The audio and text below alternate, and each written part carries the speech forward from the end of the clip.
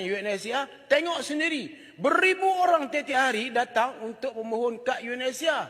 Patutnya mereka ni ditahan di immigration. Mana boleh ada orang asing berada di bumi bertuah ini dengan tidak ada apa-apa pengenalan. Tahan dulu. Kalau kemudian kita keluarkan kad hanya di depo immigration. Bukan dikeluarkan cara bebas macam ni. Tapi mereka mengeluarkan bebas. Sebab apa? Mereka kata tidak dihalang oleh kerajaan Malaysia. Masa itu saya menteri, dia kata dihalang oleh satu menteri ya. Orang lain tak kata apa. Jadi sekarang saya minta menteri menteri ni hebat, Tan Sri, hebat.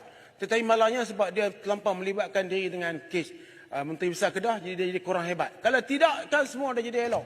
Jadi supaya kes UNHCR ni yang berhormat, pergi tangkap. Kalau Yang Mat nak UNHCR, saya boleh bawa sekarang. Pergi kedai coket, RM80 dapat satu kad UNHCR. Sekarang ni bukan saja UNHCR keluarkan kad, semua pedagang-pedagang di coket sana juga boleh kita beli kad. Tan Sri pun boleh. Saya pun ada kad dulu, saya nak buat ujian tentang penipuan yang dibuat.